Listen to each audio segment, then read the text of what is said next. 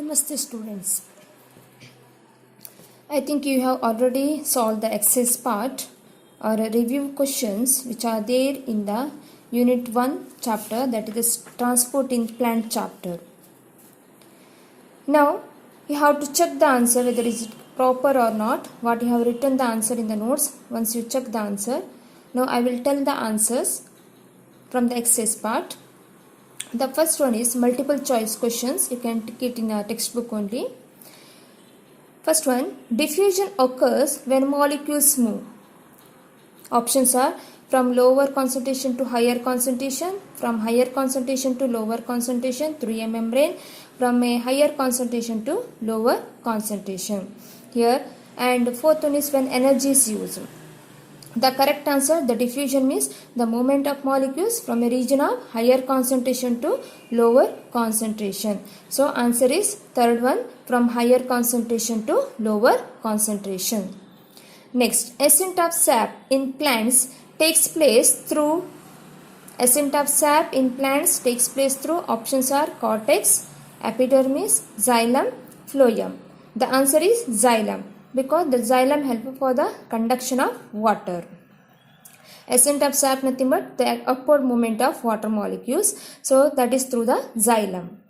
Next, if the xylem vessels of a plant are plugged, options are the leaves will turn yellow, no food will be made, the plants will wilt or shrivel, the plant will continue to grow. The answer is third one, the plant will wilt. Wilt means it is losing its strength, that is a wilting. So when xylem vessels will remove means the plant will not get the sufficient amount of water, so it will wilt. Next, force responsible for the ascent of sap is, options are capillary force, transpiration pull, root pressure, all the above. So all the three. Force responsible for the ascent of sap is the capillary force is also required, root pressure is required, so transpiration pull also required. So answer is all the three. Next, resins swell when put in rainwater, saline water, mustard oil, saturated sugar solution. So answer is rainwater. If you keep the resins in the water, so it will swell. Next, the root hairs are suited for absorbing water from the soil because options are they have a large surface area, they have a semi-permeable membrane, they contain a solution of higher concentration than the surrounding water. Next, all the three. The root hairs are suited for absorbing water from the soil. So answer is all the three. So it has a large surface area, they have a semi-permeable membrane, and they have contains a solution of higher concentration than the surrounding water. So answer is all the three. Next, transpiration is defined as the options are the rise of water up to the stem of a plant, the elimination of water with the dissolved water products.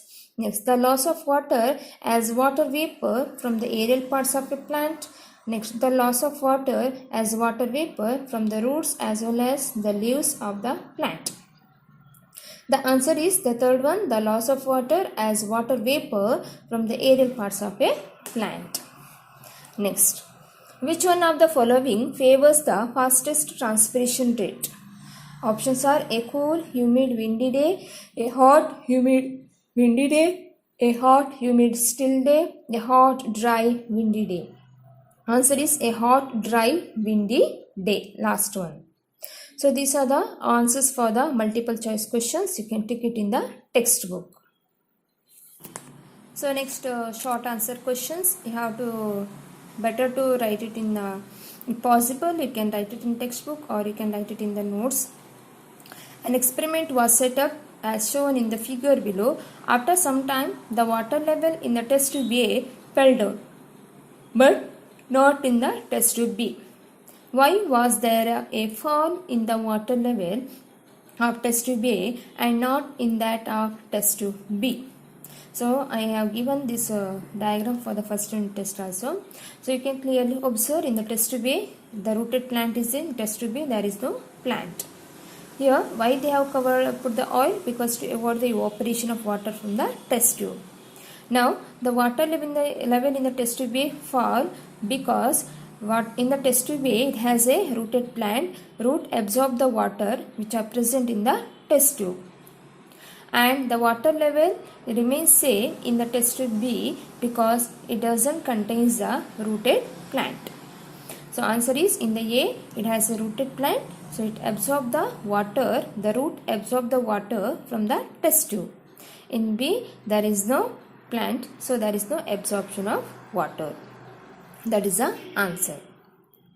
Next, how are roots useful to the plants? Give any 2 points. How are roots useful to the plants? How the roots are useful to the plants, especially for the absorption of water. Here you can see the page number 5. The cell wall is said to be freely permeable as it allows all the substances to pass through it. And the cell membrane is semi-permeable. It allows the water molecules to pass through it. As well as the cell sap in the root hair cell said to be high concentration as it contains more solutes compared to the surrounding soil water. So this helpful for the absorption of water. So in that you can write any 2 points or you can write the 3 points also. Next, what do xylem vessels carry? So what do xylem vessels carry? What are the main functions of xylem vessels? So you know the xylem is helpful for the conduction of water. So it carries the water molecules. That is the answer. Next, name the plant tissue which help in carrying the food to different parts of the plant. So the tissue is nothing but that is a phloem. The phloem tissue help for carrying the food to different parts of a plant. Xylem carries the water and the phloem carries the food. Next, define the term semi-permeable membrane, and next one is the osmosis. First one, semi-permeable membrane. The semi-permeable membrane nothing but it is a membrane. It allows the water molecules to pass through it. A membrane which allows the water molecules to pass through it is called as a semi-permeable membrane. Next is the osmosis. Osmosis nothing but it is a movement of water molecules from a region of higher concentration to a region of lower concentration through a semi-permeable membrane. Here 2 words are very important. One is water molecules and is the semi-permeable membrane. Osmosis means it is a movement of water molecules from a region of higher concentration to a region of lower concentration through a semi-permeable membrane. Next question, under what conditions do a plant transpire? That is a more quickly and a more slowly. Plant transpire more quickly when it is a hot, dry, windy day. When it is a hot, dry, windy day, the transpiration takes place very fast, and most slowly a cool, humid, windy day. A cool, humid, windy day, the transpiration takes place slowly because in the atmosphere it is a cool and more amount of humidity is there, so transpiration takes place too slowly. Next question, given alongside is an enlarged diagram of a part of the root. Draw arrows on the diagram to show the movement of water passing through different parts. Here they have given the structure. You have to put the correct arrow mark for it. You can see the root hair, soil and root cells. You just go to the page number 7. In that figure 1.7 you will get the answer. Here the first arrow you can put in the soil because in the soil water is there. That soil then enters inside the root hair. Then next arrow mark in the root hair region. From the root hair then it enters inside the root cells. So you have to draw the entering arrow mark starting from soil, then it is in the root hair, then it is in the root cell. So this is the arrow mark. It gives the direction for the entering of water molecules. Next, why is the structure of a root hair considered suitable for absorbing water from the soil? You can see the page number 5. Speciality of root hairs are there. No? The 3 points you can make it short and bright. The first one is it has a large surface area. So second one is the root hairs contains the cell sap which is of a higher concentration than the surrounding soil water. Next, the cell wall is freely permeable, so it permits the movement of all the types of substances. But cell membrane is semi-permeable. It allows the only some substances pass through it. So that is the answer. So that is the speciality of the root hair. So therefore it is the suitable for absorbing the water. Next question, briefly explain how transpiration helps in the upward conduction of water in plants. How the transpiration is useful for the upward movement of water. So you can go to the page number 7. As a result of transpiration, a suction force is created in the xylem vessels. This force causes the water to be pulled up from the xylem in the roots to the stem and then to the leaves. This pulling force is called transpiration pull. Because of scarcity of water due to the transpiration, it creates a force or it creates a pull. That force is helpful for the upward movement of water molecules. So that is the answer up to the transpiration pull. Next question. How does temperature, light intensity and wind affect transpiration? Here you can go to the page number again 7. In that factors affecting the rate of transpiration is there, no? That factors you have to write. The first one is the sunlight. During the daytime, the rate of transpiration is faster because stomata remains open to allow the inward diffusion of carbon dioxide for photosynthesis. During night time, the stomata remains closed and hence transpiration hardly occurs. Next, temperature.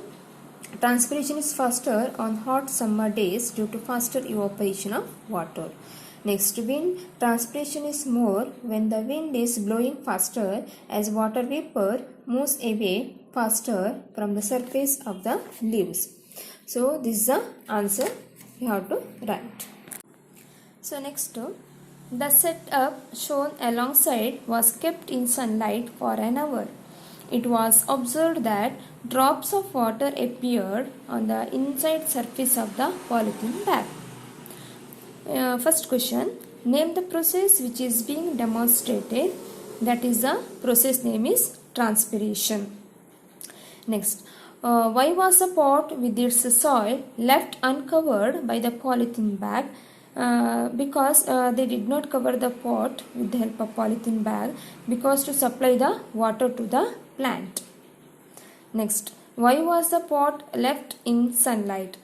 To get an accurate result and in a very short time, we have to keep the pot in the sunlight and then only we can get the result very quickly. So that purpose we have to keep in the sunlight. Next, suppose that the pot in this experiment was placed inside a dark room instead of placing it in sunlight for some time. What differences would be noticed? Yeah, instead of keeping the sunlight, you can keep it in the dark room. What you can observe?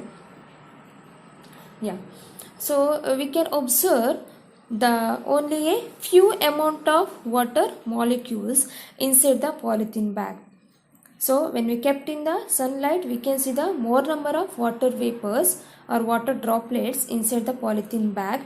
So when we kept in the dark room, we will get only a few number of water droplets inside the polythene bag. So that changes we can observe because when we kept under the sunlight, the rate of transpiration is more. So when we kept in the dark light, at that time the light intensity decreases. The light intensity decreases and in the room temperature only a little amount of transpiration process takes place. But when we kept in the sunlight, temperature also affected as well as the more light intensity also affected.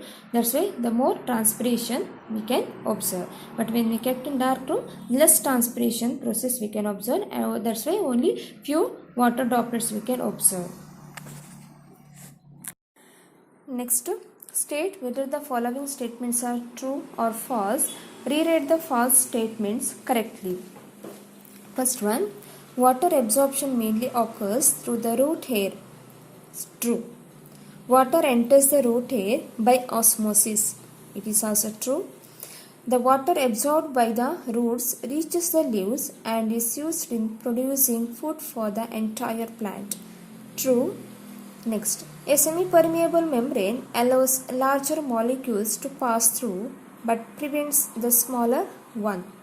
False. A semi-permeable membrane allows the movement of smaller molecules and prevents the larger molecules. Next, transpiration is the loss of water from the roots of the plant. False. Transpiration is the loss of water from the aerial part of the plant. Next, transpiration cools the plant when it is hot outside. Yeah, true. So when there is a hot outside, the transpiration process takes place very fast and it cools its surrounding and keeps its surrounding cool. So that is the answer. Next, fill in the blanks with the suitable terms given below. First one is transportation in plants is carried out by a dash system. Transportation in plants is carried out by a conducting system. Next, the upward movement of sap that contains water and minerals is called dash of sap. The upward movement of sap that contains water and minerals is called ascent of sap. Next, transpiration is more when the wind is blowing dash. The transpiration is more when the wind is blowing fast. Next, most water gets evaporated from the plant from its dash. Most water gets evaporated from the plant from its leaves.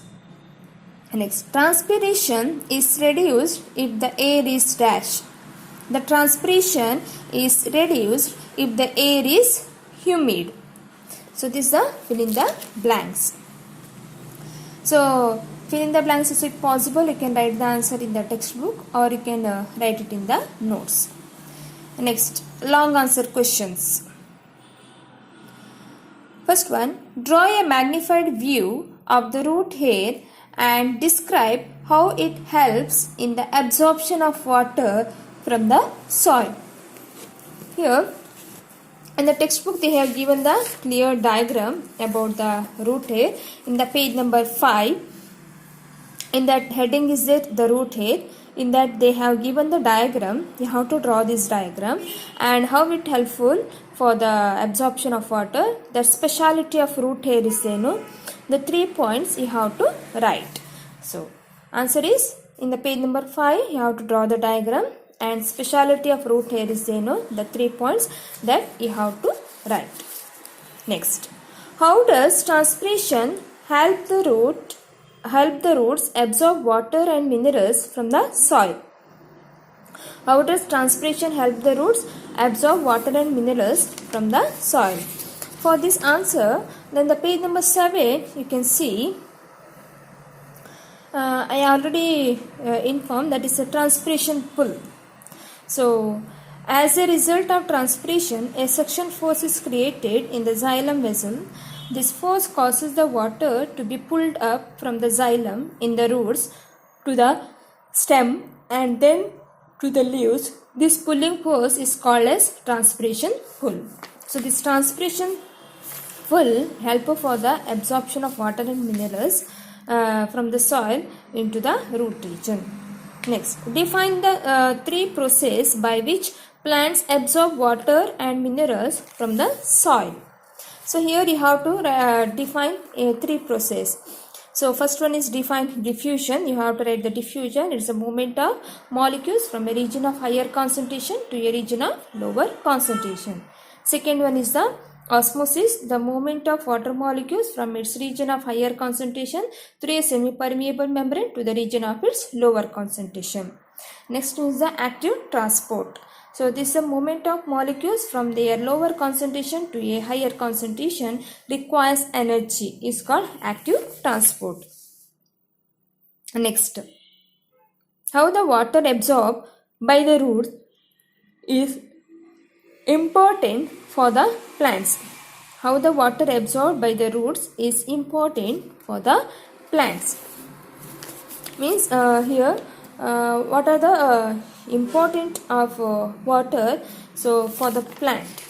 So for that we can write the uses of water in the plant. So there are 3 points you will get. One is the transportation, and is the food production, and the cooling. You have to explain. You can write it in a point wise. Next, name the factors that affect the rate of transpiration. State their role in each case. Here in the page number you can see the 7 factors affecting the rate of transpiration is there. That is the sunlight, temperature, wind, humidity. So you have to write how it affects this transpiration process. Next, mention the 2 ways in which transpiration helps the plants. So here in the page number 8 it is there, importance of transpiration in plants. So one is it gives a cooling effect. Second one is transpiration helps in maintaining the concentration of the sap inside the plant body. Next, describe an experiment to show that the plant loses water through its leaves. So again page number 8 it is there, activity 4, because they ask the leaves loses the water. So that's why in the page number 8 activity 4 you have to write and you have to draw the diagram. Next, name any 3 minerals whose deficiency causes diseases in plants. Give the symptoms of each deficiency. So you will get the answer in the page number 9. In the table is there. You can write as it is. You can select macronutrients or micronutrients. Any 3 you have to write, and you have to write its major deficiency symptoms. Next, list out the differences between the xylem and phloem. You have to write the differences between the xylem and phloem. It is there in the page number 3. They are already given in the column differences between the xylem and phloem. As it is you can write. So this is the answers of the questions which are present in the textbook. Check the answers. If your answer is wrong, just write the correct answer. Okay. Thank you.